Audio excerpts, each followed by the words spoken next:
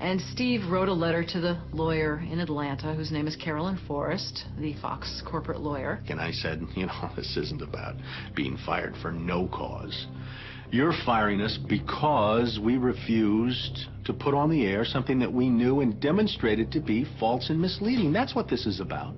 And because we put up a fight, because we stood up to this big corporation, and we stood up to your editors, and we stood up to your lawyers, and we said to you, look, there ought to be a principle higher than just making money. And she wrote a letter back and said, you are right. That's exactly what it was. You stood up to us on this story, and that's why we're letting you go. Big mistake. Big mistake. That says retaliation. You can't retaliate against employees if they're standing up for something that they believe is illegal, that they don't want to participate in. So that gave us the whistleblower status that we needed in the state of Florida to file a whistleblower claim against our employer. As far as 2 or 3 years later, we got to trial. 5 weeks of testimony led to a jury verdict of $425,000. In which the jury determined that the story they pressured us to broadcast, the story we resisted telling, was in fact false, distorted, or slanted. Fox News appealed the verdict. 5 major news media corporations filed briefs with the court in support of Fox's appeal. You may recall that Jane Acree, a former reporter here, sued Fox 13 in a whistleblower lawsuit, claiming she was fired for refusing to distort her report. The appeals court today threw that case out, saying Ms. Acree had no whistleblower claim against the station based on news distortion. Fox 13 Vice President and General Manager Bob Linger says the station has been completely vindicated by the ruling. What Fox neglected to report is this. Jane sued Fox under Florida's whistleblower statute, which protects those who try to prevent others from breaking the law.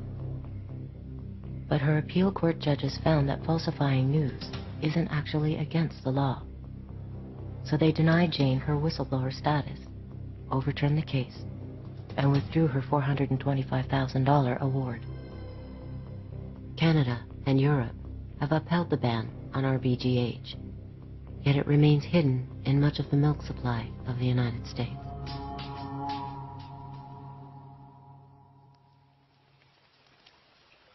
The prospect that 2/3 of the world's population will have no access to fresh drinking water by 2025 has provoked the initial confrontations in a worldwide battle for control over the planet's most basic resource. When Bolivia sought to refinance the public water service of its 3rd largest city, the World Bank required that it be privatized, which is how the Bechtel Corporation of San Francisco gained control over all of Cochabamba's water, even that which fell from the sky. Esta ley, este contrato, prohibían a la gente acumular el agua de la lluvia. Por lo tanto, el agua de la lluvia también se privatizaba. La factura de agua le daba un valor legal a la empresa para que pueda apropiarse de su propiedad, de su vivienda, rematando la misma. La gente debía optar por una decisión de comer menos, pagar del agua, pagar por los servicios básicos, dejar de mandar a los niños a la escuela, no asistir a los hospitales y curarse en la propia casa, o en todo caso, gente jubilada, por ejemplo, que tiene una renta muy baja, debería buscar trabajo en las calles.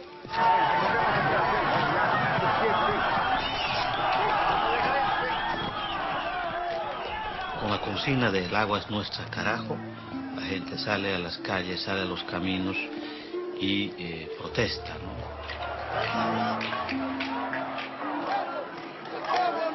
The price this beleaguered country paid for World Bank loans was the privatization of the state oil industry and its airline, railroad, electric, and phone companies. But the government failed to convince Bolivians that water is a commodity like any other. Entonces, ahí sí vimos que el gobierno defendía los intereses de la transnacional Bechtel, porque la gente quería agua, no gases. La gente quería justicia y no balas. Estas son las imágenes imágenes que reflejan definitivamente la situación que vivió Cochabamba durante la jornada de este viernes. Prácticamente estuvo sitiada. Policías del departamento... Bolivia was determined to defend the corporation's right to charge families living on $2 a day, as much as 1/4 of their income for water. The greater the popular resistance to the water privatization scheme, the more violent became the standoff. Y por eso hubieron centenares de heridos jóvenes que a sus 16, 17 años perdieron brazos, perdieron piernas, quedaron paralíticos, quedaron lesionados de la cabeza de por vida y murió Víctor Hugo Daza.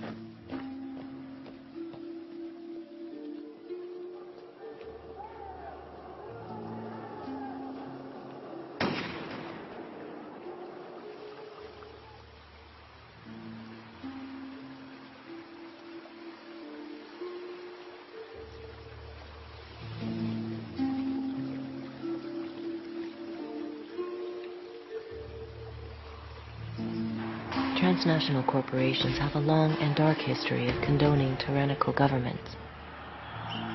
Is it narcissism that compels them to seek their reflection in the regimented structures of fascist regimes?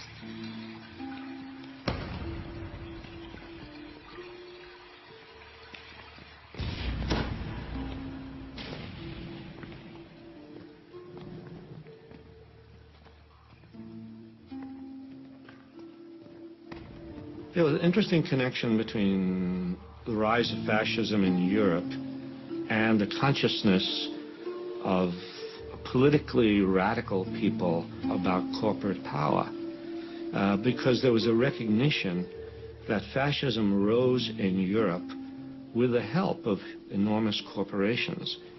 Mussolini was greatly admired all across the spectrum. Business loved him. Investment shot up. And suddenly when Hitler came in Germany, the same thing happened there. Investment shot up in Germany. He had the workforce under control. He was getting rid of dangerous left-wing elements. Investment opportunities were improving. There was no problems. These are wonderful countries. I think one of the greatest untold stories of the 20th century is the collusion between corporations, especially in America, and Nazi Germany. First, in terms of how the corporations from America helped to essentially rebuild Germany and support the early Nazi regime, and then, when the war broke out, figured out a way to keep everything going. So General Motors was able to keep Opel going, Ford was able to keep their thing going, and companies like Coca-Cola, because they couldn't keep the Coca-Cola going, so what they did was they invented Fanta Orange for the Germans. And that's how Coke was able to keep their profits coming in to Coca-Cola. So when you drink Fanta Orange, that's the Nazi drink. That was created so that Coke could continue making money while millions of people died. When Hitler came to power in 1933, his goal was to dismantle and destroy the Jewish community. This was an enterprise so fast that it required the resources of a computer. But in 1933, there was no computer. What there was the IBM punch card system, which controlled and stored information